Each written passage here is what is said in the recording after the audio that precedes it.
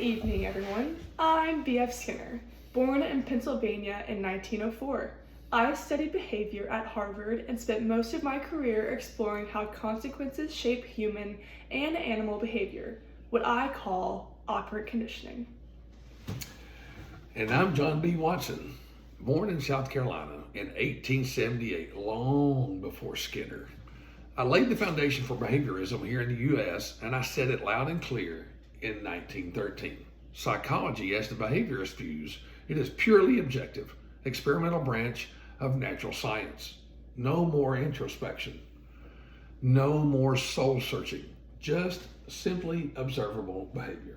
And I appreciated that. Your work got us moving in the right direction, but I believe you left too much out. You wanted to ignore internal events, thoughts, feelings, and sensations. I say, let's study them as behavior. Fred, thoughts and feelings are not observable. You can't measure someone's sadness or count how many thoughts they have. If it can't be seen or recorded, it doesn't belong in science. And that's where we differ. I don't treat private events as causes, like the mentalists do. I say they are behaviors, just not public ones. They follow the same laws. If someone thinks, I'm anxious, that's a behavior. And that behavior has causes, environmental ones. You're opening the door to speculation. I shut that door. Psychology needed to be respected like chemistry and physics. That's why I emphasize stimulus response. The environment causes behavior, period. And you're right to focus on the environment, but stimulus response isn't enough. What about the consequences of actions? A rat doesn't press a lever because of a stimulus alone. It does it because pressing the lever leads to food. That's operant conditioning. Behavior shaped by consequences.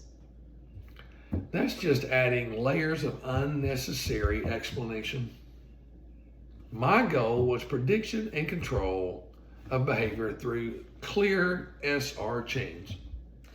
And mine was to build a science that could explain complex behavior, not just simple reflexes. That includes how language develops, how people make decisions, and even why they behave ethically, all without needing to refer to a soul or unconscious mind. Language, thought. Now you're sounding like a philosopher. No, still a behaviorist, just a radical one. My version includes everything a person does inside and out, but I never said that we infer invisible causes. We look at the functional relationships between behavior and the environment. I still say keep it simple.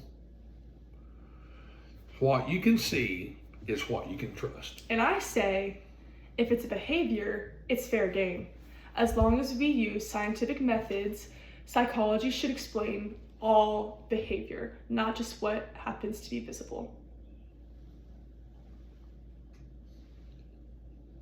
So I founded methodological behaviorism. Focus on what can be seen and measured. And I explained it into radical behaviorism, a complete science of behavior, including private events. Because behavior is everything. We just define it differently.